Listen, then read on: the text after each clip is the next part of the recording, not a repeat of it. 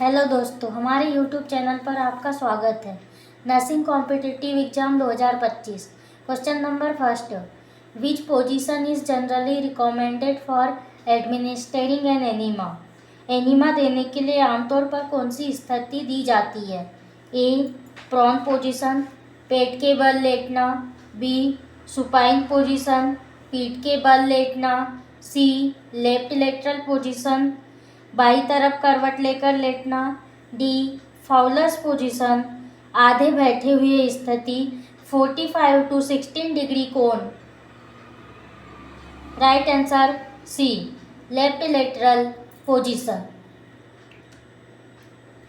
Details involves a patient lying on their left side. इसमें रोगी को बाई ओर लेटा दिया जाता है। Next question number second, what is the approximate length of enema tubing inserted into the rectum।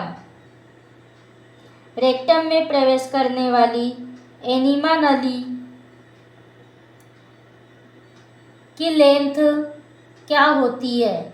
A 1 to 2 centimetre, B 3 to 4 centimetre, C 5 to 6 centimetre, D 7 to 8 centimetre. Right answer C 5 to 6 centimetre.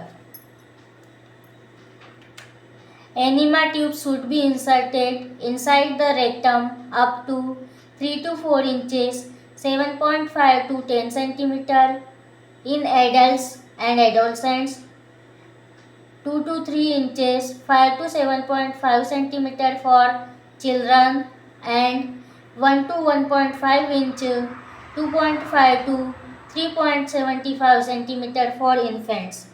Enema नली को मलाशय के अंदर डाला जाना चाहिए। 3 to 4 inch और centimetre में 7.5 to 10 centimetre वयस्क में और किशोरों में डाला जाता है। 2 to 3 इंच और सेंटीमीटर में 5 to 7.5 सेंटीमीटर चिल्ड्रन में एंड नवजात शिशुओं में 1 to 1.5 इंच और सेंटीमीटर में 2.5 to 3.75 सेंटीमीटर डाला जाता है। Next question third, a patient complain abdominal cramp during giving enema, nurse should do immediately. जब एनीमा देते समय किसी मरीज को पेट में ऐंठन की शिकायत हो तो नर्स को तुरंत क्या करना चाहिए? A stop enema giving, enema देना बंद कर देना चाहिए। B clamp the tube till pain subside, दर्द कम होने तक ट्यूब को कट कर देना चाहिए। C slow the rate of enema, enema की दर कम कर देनी चाहिए। डी कॉल द फिजिशियन, चिकित्सक को सूचित करना चाहिए। Right answer B clamp the tube till pain subside. Details temporarily occluding the tube to create a tamponade effect, stopping air or fluid leakage or maintaining pressure। इसमें tamponade प्रभाव पैदा करने, हवा या तरल पदार्थ के रिसाव को रोकने के लिए और प्रेशर को मेंटेन करने के लिए ट्यूब को अस्थायी रूप से बंद कर देना चाहिए।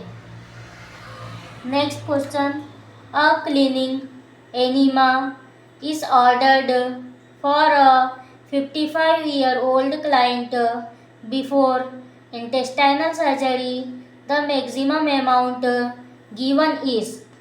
इस आंतों की सर्जरी से पहले किसी महिला को अगर आंत की सर्जरी हुई है जिसकी एज है 55 ईयर के लगभग, उसके लिए जब हम एनीमा इस्तेमाल करते हैं तो एनीमा इस्तेमाल करने से पहले क्या आदेश दिया जाता है? कि कितना अमाउंट मरीज को प्रोवाइड करना चाहिए। A 150 to 200 ml, B 200 to 400 ml, C 400 to 750 ml, D 750 to 100, 750 to 1000 ml। Right answer D 750 to 1000 ml।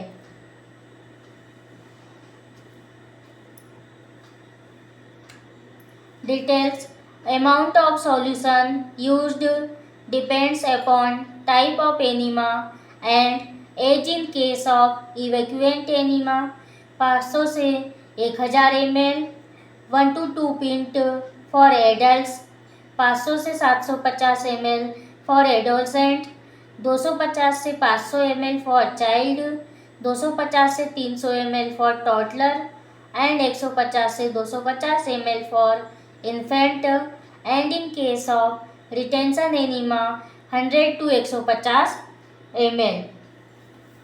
Enema में इस्तेमाल करने वाले तरल पदार्थ की मात्रा एनीमा के प्रकार और व्यक्ति की आयु पर निर्भर करती है।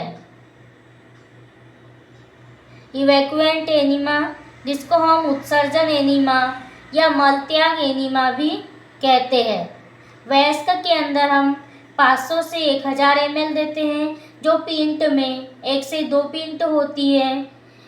एडोलसेंट किशोरों में 500 से 750 ml देते हैं। बच्चों में 250 से 500 ml इस्तेमाल करते हैं। और टॉडलर में, टॉडलर जिसको हम छोटा बच्चा होता है, उसमें हम 250 से 300 ml इस्तेमाल करते हैं। और इन्फेंट में, शिशुओं में हम 150 से 250 ml इस्तेमाल करते हैं।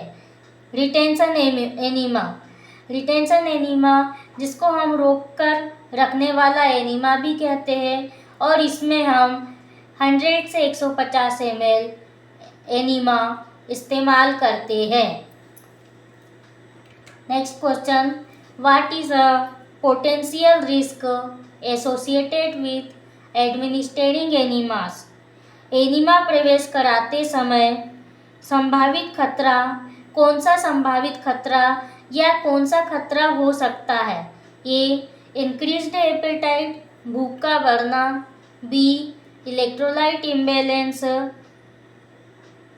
इलेक्ट्रोलाइट का असंतुलन होना, C reduced heart rate, heart rate का कम होना, डी इन्हेंस्ड सर्कुलेशन, जो हमारा सर्कुलेशन है वो इन्हेंस्ड हो जाता है।